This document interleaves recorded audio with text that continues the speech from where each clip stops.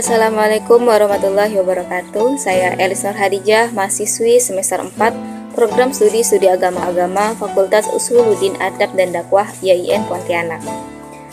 Di sini saya akan memaparkan ringkasan materi tentang strukturalisme fungsional dalam budaya yang merupakan tugas dari mata kuliah Cultural Studies yang diampu oleh Bapak Dr. Samsul Hidayat MA.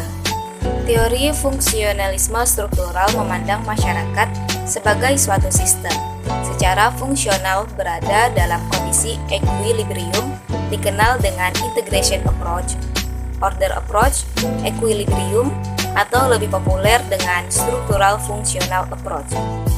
Menurut Talcott Parsons, fungsi adalah kumpulan kegiatan yang ditujukan ke arah pemenuhan kebutuhan sistem.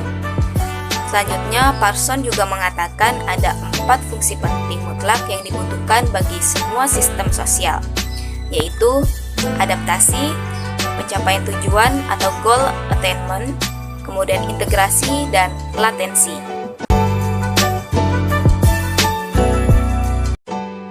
Penjelasan mengenai skema AGIL menurut Parsons, yang pertama, adaptasi.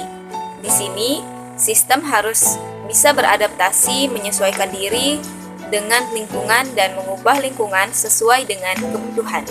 Yang kedua, goal attainment atau pencapaian tujuan, yaitu sebuah sistem yang harus mendefinisikan dan mencapai tujuan utamanya.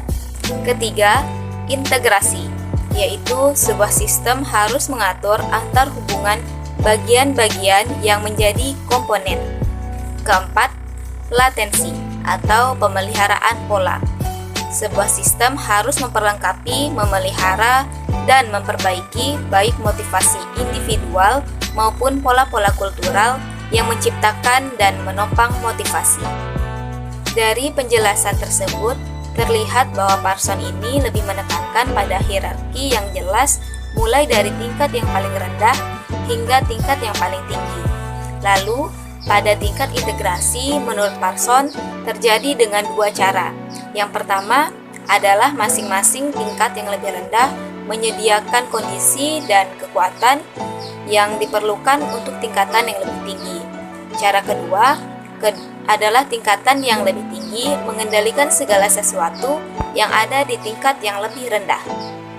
Di sini saya mengambil contoh praktek tradisi Ngokoi Okan Perentehu yang terdapat nilai-nilai, norma, dan kepercayaan yang berfungsi sebagai pedoman yang memberi orientasi kepada kehidupan komunitas Dayak Lawangan di Desa Bantai Karau, Kalimantan Tengah.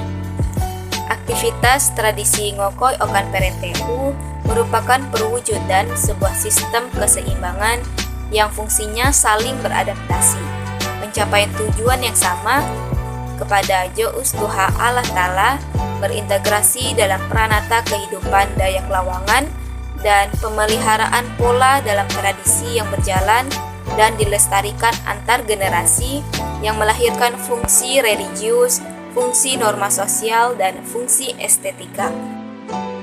Sekian pemaparan singkat materi dari saya. Kurang dan lebihnya saya mohon maaf.